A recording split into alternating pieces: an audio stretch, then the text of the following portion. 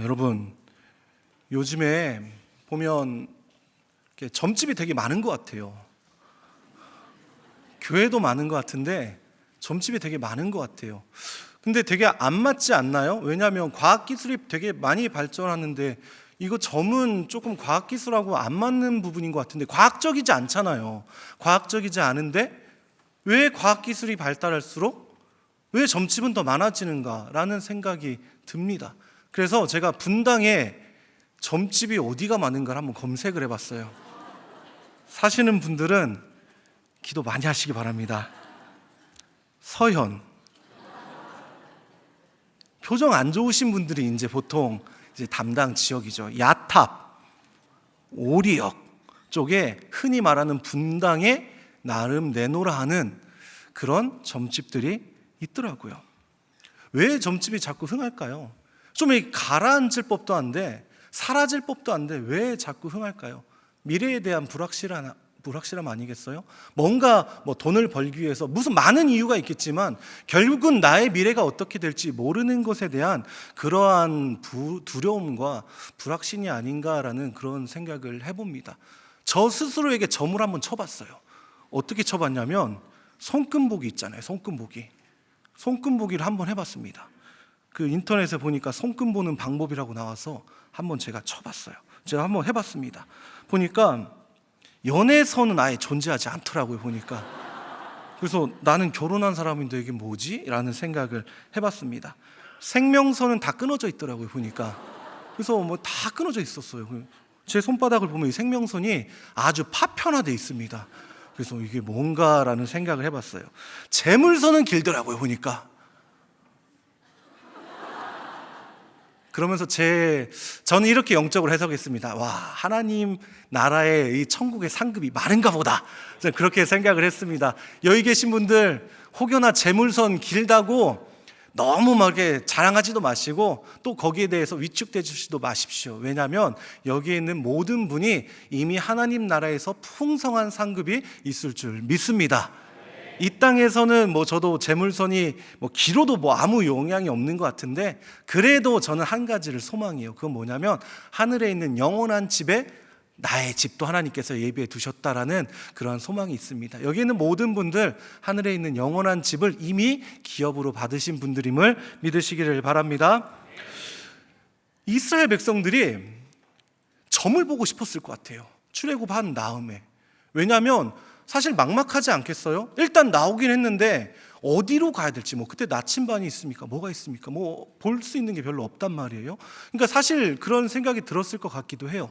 그런데 하나님께서 이렇게 걱정할 수 있는 이스라엘 백성들 가운데 정확한 내비게이션을 통해서 인도를 해 가셨죠. 불기둥과 구름기둥을 통해서 인도에 가셨습니다. 출애굽기 13장 21절 22절 말씀은 그래서 이렇게 기록하고 있어요.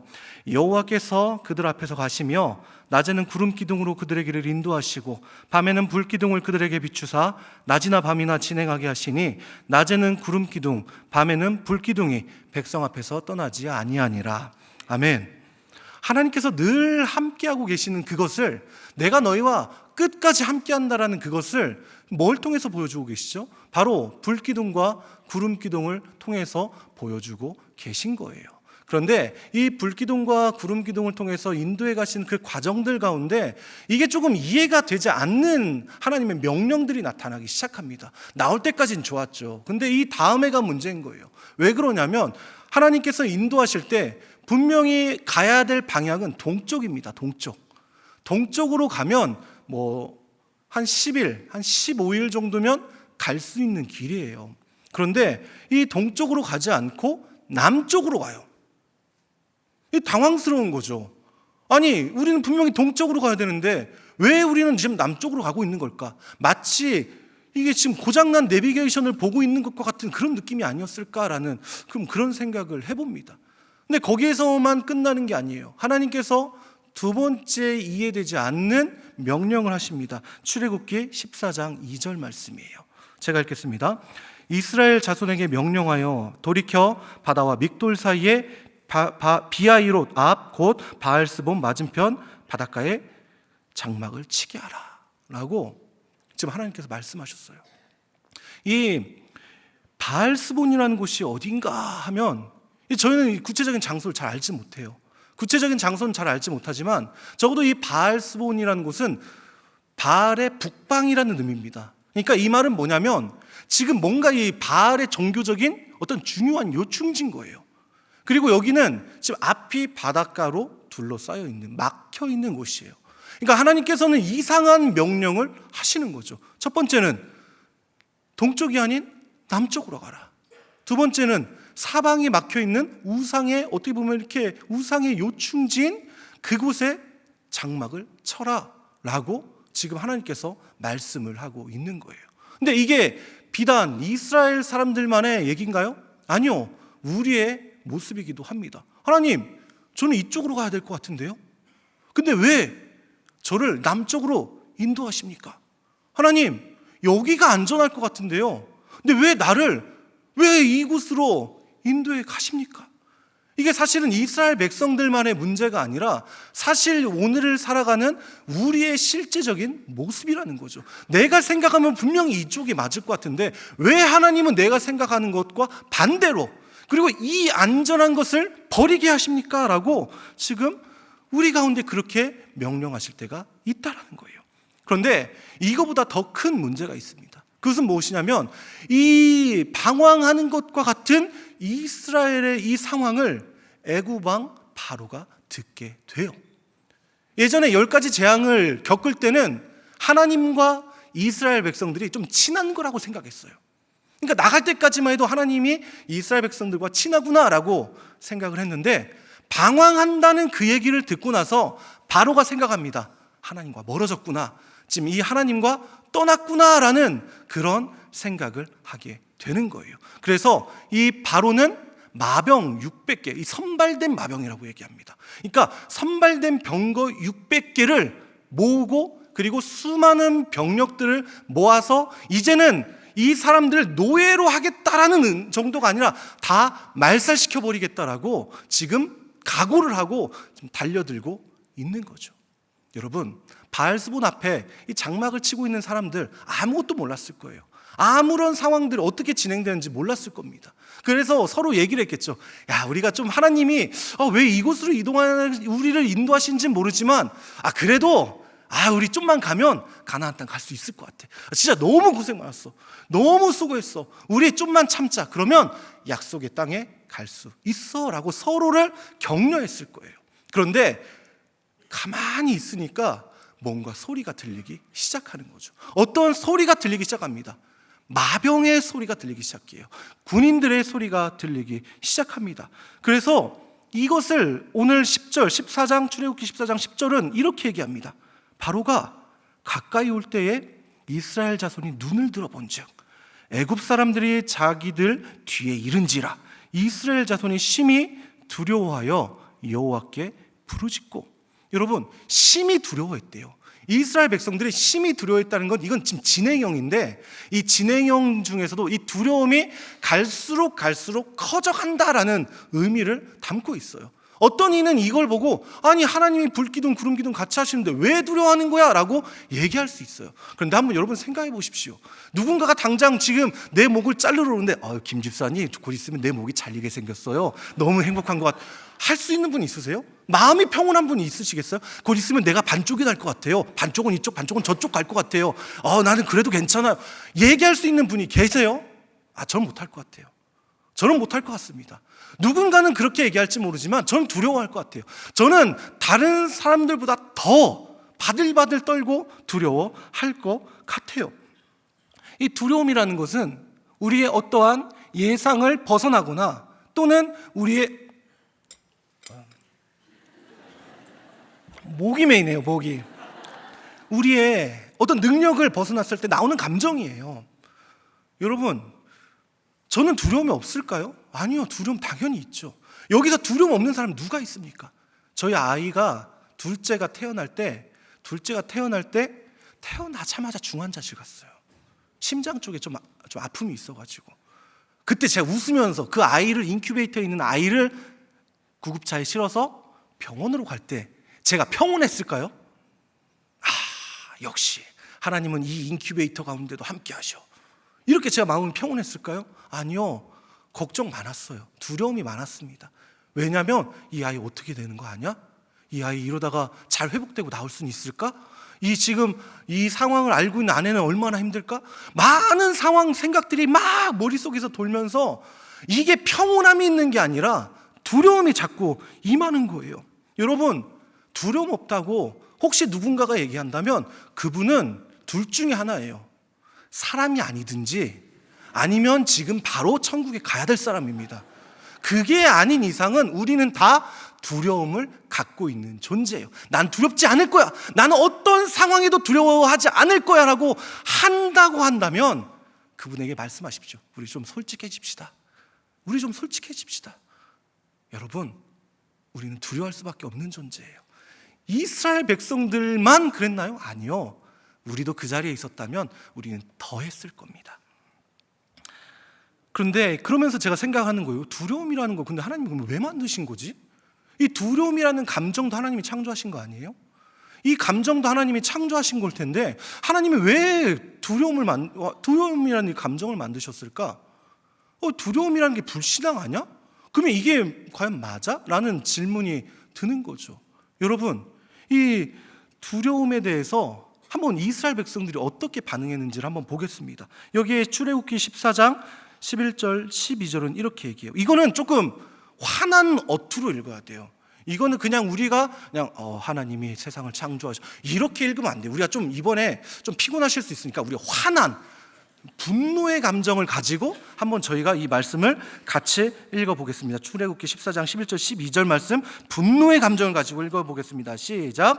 그들이 또 모세에게 이르되 애굽에 매장지가 없어서 당신이 우리를 이끌어내며 이 광야에서 죽게 하느냐? 어찌하여 당신이 우리를 애굽에서 이끌어내어 우리에게 이같이 하느냐? 우리가 애굽에서 당신에게 이른 말이 이것이 아니냐? 이르기를 우리를 좀 내버려 두라. 우리가 애굽 사람을 섬긴 것이라 하지 아니하도냐? 애굽 사람을 섬기는 것이 광야에서 죽는 것보다 낫겠노라. 저 보니까 울분을 갖고 계신 분들이 좀 계신 것 같아요. 그분들이 오늘 기도하셔야 될 분들인 거죠. 두려움이 있을 때 반응이 어땠어요? 하나님을 탓해요. 왜 우리를 불러오셔? 왜 우리 10가지 재앙 왜 하신 거예요? 차라리 그냥 애굽에 있을 걸.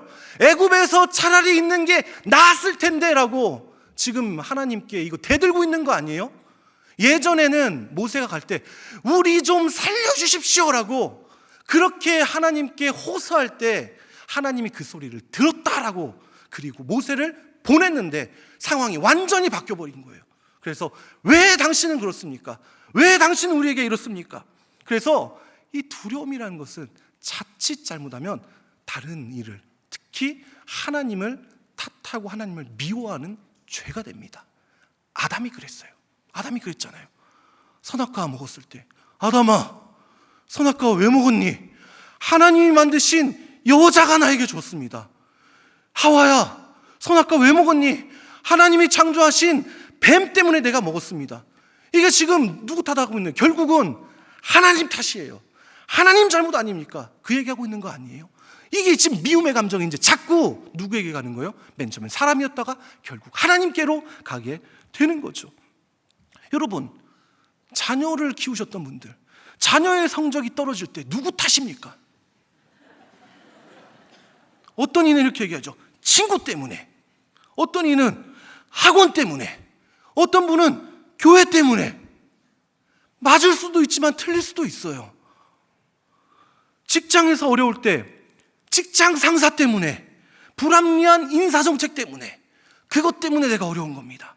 가정에 어려움이 있을 때 누구 때문이에요? 가정의 어려움 누구 때문입니까? 남편 때문에, 아내 때문에, 자녀 때문에. 이게 우리의 모습 아니에요? 자꾸 지금 이 모습을 보면서 이 두려움이라는 것은, 이 감정이 자칫 잘못하면 다른 사람을 탓하고 미워하는 이쪽으로 가게 된다는 거예요. 이 두려움 자체가, 그 두려움 자체가 두려움이 죄라는 게 아니라 그게 자꾸 잘못 발동되면 다른 사람을 탓하거나 다른 사람을 미워하는 쪽으로 지금 간다라는 거죠. 주변에 혹시 무슨 탓, 탓쟁이 혹시 있어요? 탓쟁이? 내가 탓쟁일 수도 있어요. 누군가를 탓하는 분이 계실 수도 있습니다. 그분들이 갖고 있는 마음의 그 중심이 뭐냐? 두려움일 가능성이 높아요.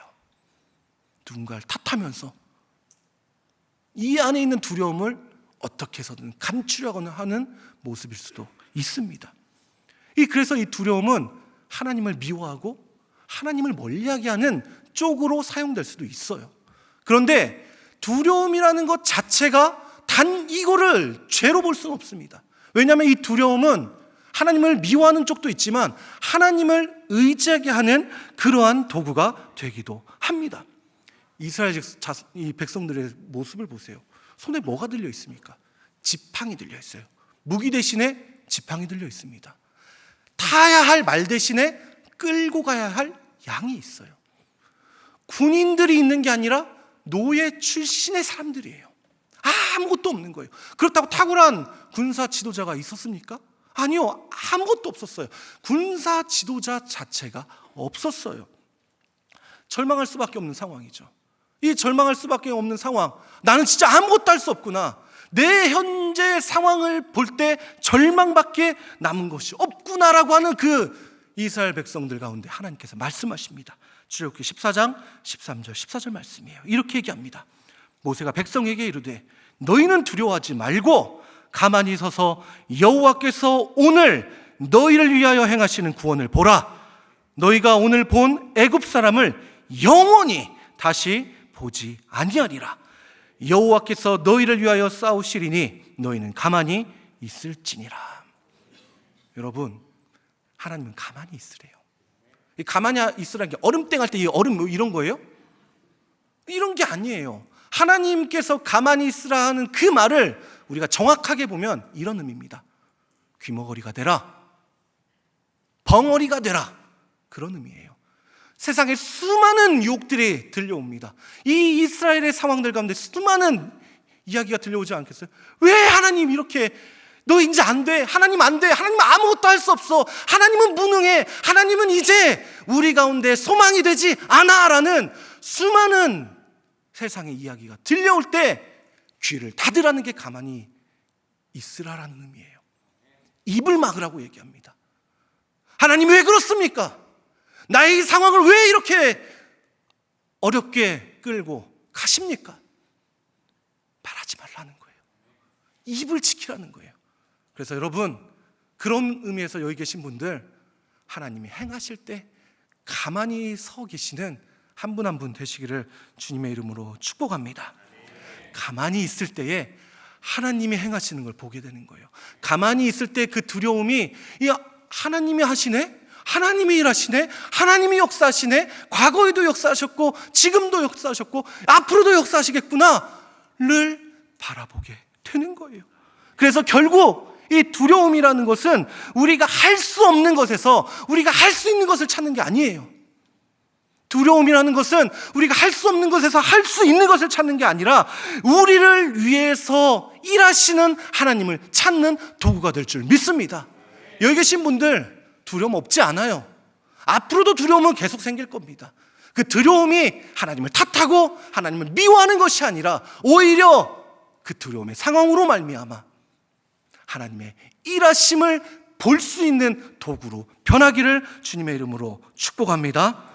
그런데 여러분, 말은 이렇게 했지만 두려움이 갑자기 막 기도한다고 갑자기 막 모든 게 다 해결되나요?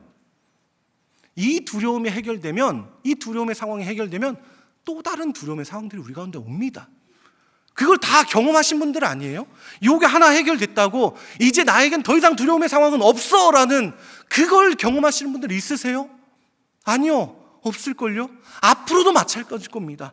왜요? 자녀 문제가 해결되면 무슨 문제 있어요? 남편 문제 100% 들어옵니다. 남편 문제 해결되면 무슨 문제 드러나요? 부모님 문제 무조건 들어와요.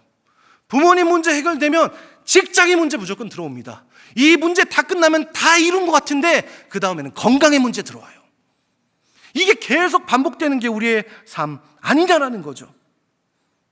하나님께서 이스라엘 백성들 가운데 내가 너희 구원할 거야, 내가 너희 구할 거야 라고 얘기할 때 실제적으로 그렇게 하셨어요. 어떻게 해요? 이스라엘 백성들이 있을 때 구름 기둥으로 애굽과 이스라엘을 갈라놓습니다. 더 이상 못 넘어오게 막아요. 근데 그건 잠깐이거든요. 근데 그건 잠깐이에요. 이스라엘 백성들은 구름 기둥을 볼 때는 다행이다. 병거 소리를 들으면 나 이제 곧 죽는 거 아니야? 구름 기둥을 볼 때는 다행이다. 다시 말 소리 들으면 나 이거 죽는 거 아니야? 이 마음이 왔다 갔다 하는 게 이스라엘 백성들의 모습이라는 거예요. 그게 이스라엘의 모습이던가요? 아니요, 우리의 모습이에요. 좀 한숨 돌릴 것 같다. 그 한숨이 얼마나 가던가요? 이제 좀 숨통 트일 것 같다. 그게 몇 년을 가던가요? 얼마 가지 않는다라는 거예요. 그 가운데 하나님이 말씀하세요. 그 두려움의 마음으로 왔다 갔다 하는 그 상황들 가운데 하나님이 말씀하십니다. 출애굽기 14장 16절 말씀이에요. 이 말씀 함께 읽어보도록 하겠습니다. 출애굽기 14장 16절 말씀 함께 읽어보겠습니다. 지팡이를 들고 손을 바다 위로 내밀어 그것이 갈라지게 하라. 이스라엘 자손이 바다 위에서 마른 땅으로 행하리라. 아멘. 두렵고 무서워하는 이스라엘 백성들 가운데 하나님께서 놀라운 선포를 하세요.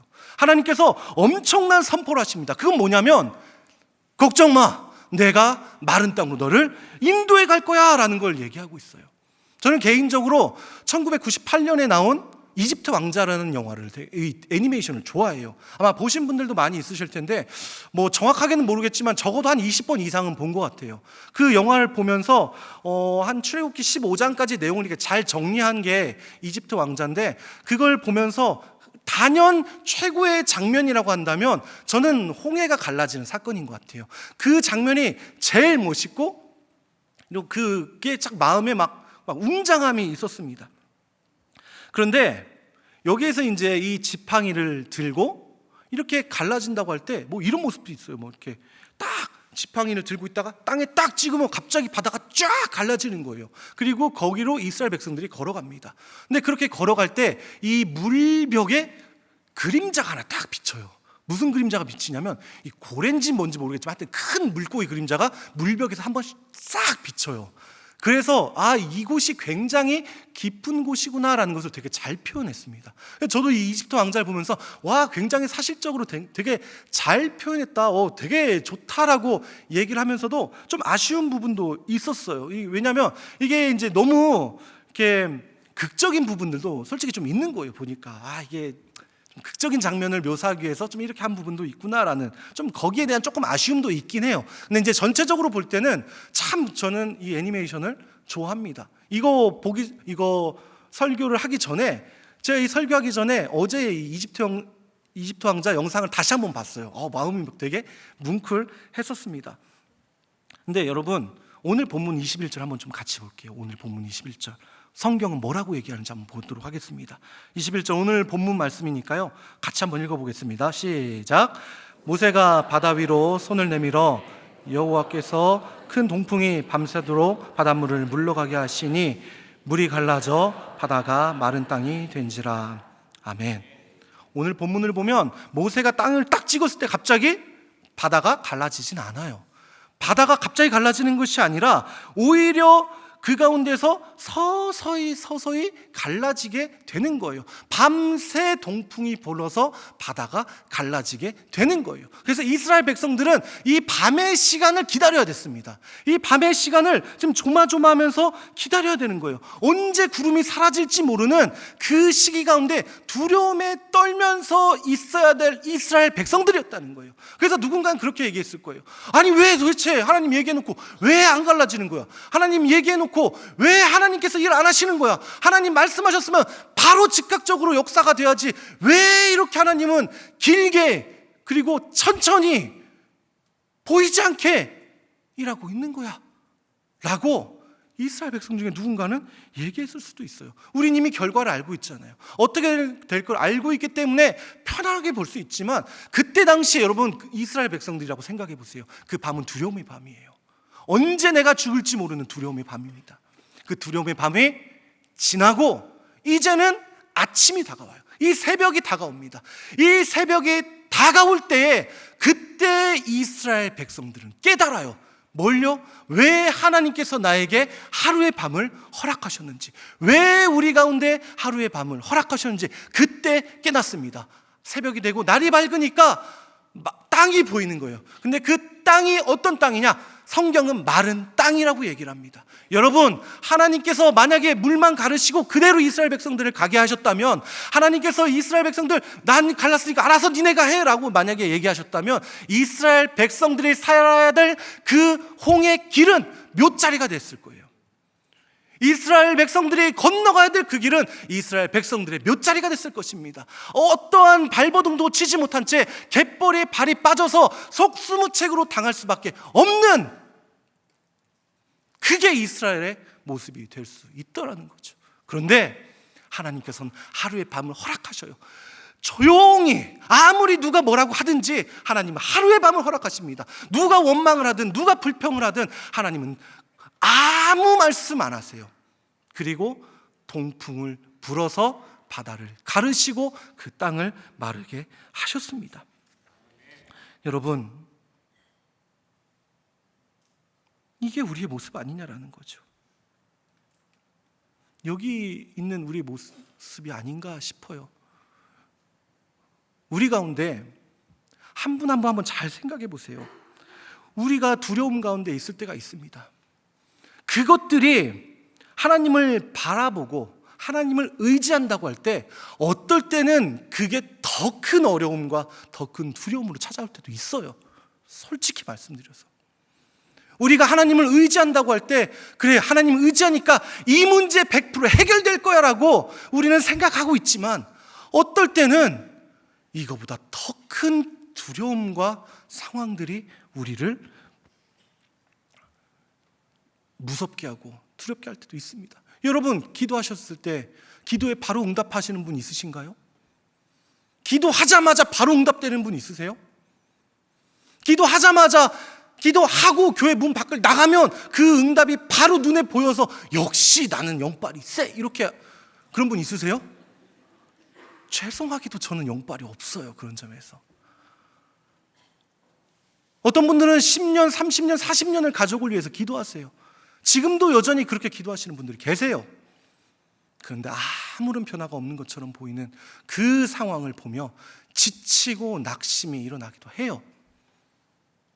어떤 분들 건강을 위해서 기도하실 때도 있습니다. 어떤 분들 사업장을 위해서 기도할 때도 있어요. 그렇게 기도하면 어느 정도 좀 하나님께서 풀어가시면 좋겠는데 하나님은 침묵하시는 것 같아요. 어떨 때는 그 가운데 더 어려운 상황들을 이게 우리 가운데 주신 것처럼 느껴질 때도 있습니다. 그러니까 우리는 낙심하잖아요. 이것 봐, 기도해도 안 되잖아. 어차피 기도하면 뭐해? 기도해도 안 돼. 하나님 우리 기도 안 들으셔. 하나님이 계시긴 계시는 거야? 기도라는 것 자체는 능력 있는 거 아니야. 그냥 마음의 위로일 뿐이잖아 라고 하면서 기도의 자리를 놓치는, 그리고 내 마음속에 분노와 증오만 가득 남는 게 우리의 모습일 때가 더 많습니다. 그런데 그때마다 여러분, 어떤 기도에 어떠한 응답이 없을 때마다 하나를 기억하셨으면 좋겠어요. 마른 땅이 보이지 않을지라도, 그 마른 땅의 지금 당장 보이지 않을지라도 하나님께서 여기에 계신 분들의 기도의 하나를 기억하시고 여전히 그 가운데서 그 길을 열고 계심을, 그리고 그 땅을 마르게 하시는 과정 가운데 있다는 사실을 믿으시기를 바랍니다. 이스라엘 백성들이 3,500년 전에 경험했던 그 하나님으로 끝나는 것이 아니라 3,500년이 지났지만 그 하나님은 여전히 우리 하나님이시고 여전히 그 하나님은 살아계신 하나님이십니다. 바다를 가르시고 땅을 마르게 하신 그 하나님이 내 하나님이시라는 사실을 꼭 기억하면서 지금 당장 눈에 보이지 않을지라도, 지금 당장 어떠한 결과가 보이지 않을지라도 여전히 우리의 인생의 홍해를 여시고 마르시게 하시는 그분이 하나님이심을 믿고 나가시기를 주님의 이름으로 축복합니다. 여러분에게 어떠한 홍해가 가로막혀 있습니까? 자녀라는 홍해입니까? 또는 남편입니까? 직장입니까? 아니면 건강입니까? 관계 문제입니까? 기도해도 응답되지 않는 것 같은 어두운 밤을 지나고 있다고 할지라도 여러분 낙심하지 마십시오. 이스라엘 백성에게 하나님께서는 그 밤을 허락하셨지만 그 가운데 하나님이 일하시지 않으신 건 아니었어요. 지금도 여전히 일하고 계시는 그 하나님을 신뢰하며 그 하나님을 믿고 나아갈 때 하나님께서 예비하신 마른 땅을 보게 하실 줄 믿습니다. 하나님이 말려주신 그 마른 땅을 걷게 될 줄 믿습니다. 그 하나님을 신뢰하며 끝까지 기도의 자리를 지키시는, 끝까지 믿음의 자리를 지키시는 사랑하는 분당 우리 교회 성도님들이 되시기를 주님의 이름으로 축복합니다. 또한 이러한 마음으로 좀 저희가 같이 좀 찬양할 수 있었으면 좋겠습니다. 찬양할 때에 이제 역전되리라는 찬양을 좀 같이 하고 싶었어요. 오늘 이렇게 차를 타고 오는데 이게 막 너무 마음에 감동이 되더라고요. 왜요? 하나님이 여전히 일하고 계심이 내 삶과 너무 많이 느껴지는 거예요. 그래서 맞다, 때로는 우리의 삶이 역전은 고사하고 실패와 낭만과 좌절이 아닌가? 라고 보여질지 모르지만 하나님이 역전시켜 주시는구나. 3,500년 전에 역전시켜 주셨고 그 하나님은 지금도 나를 역전시켜 주시는구나.